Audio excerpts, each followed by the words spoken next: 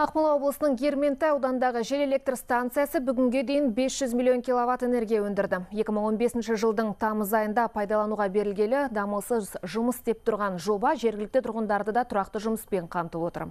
Баламалы қуат көзін тиімді пайдаланып отырған диірмендер туралы тілшіміз айтып берсін.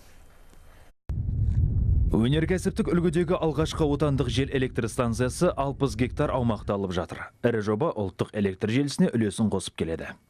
Ақмола облысының Ерментай қаласындағы жел электр станциясы осындай 22 жел қондырғысынан тұрады. Әрбірінің қуаты 2 мегаваттан асады. Ал мұнараның биіктігі 85 метр болса, ротордың диаметрі 93 метрді құрайды. Жалпы соңғы 3 жылдың ішінде осы жел электр станциясы 500 миллион киловатт сағаттан астам электр энергиясын өндіріп шығарды.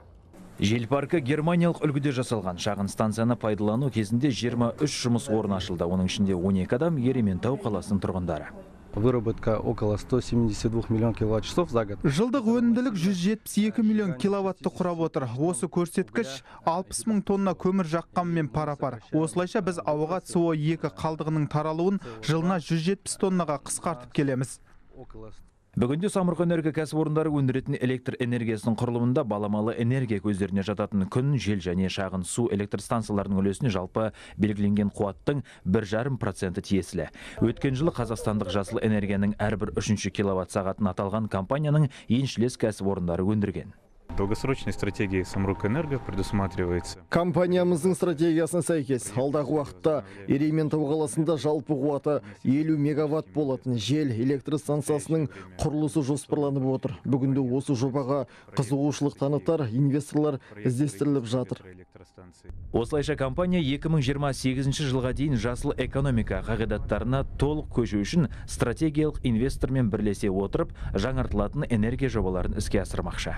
Какие минусы есть у ветровой энергетики на самом деле? Жел қондырғыларының кемшілігі деп, оның жоғары бағасын айтуға болады.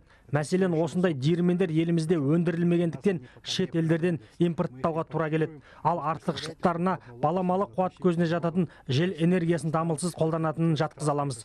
Мысалы, күн батареялары бүгінгі бұлтты ауа райында энергия өндіре алмасы анық.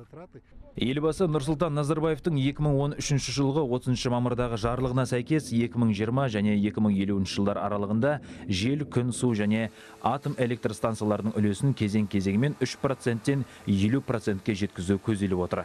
Энергетика министрлігінің дерегінше Қазақстанда қазіргі уақытта белгіленген жалпы қуаты 336 мегаватт баламалы энергия көздерін пайдаланатын 55 кәсіпорын жұмыс істейді. Желден қуат өндіру көлемі соңғы жарты жылдықта 651 миллион киловаттан асты. Алтынбек, Жандос Битабаров, Хабар 24, Ақмола облысынан.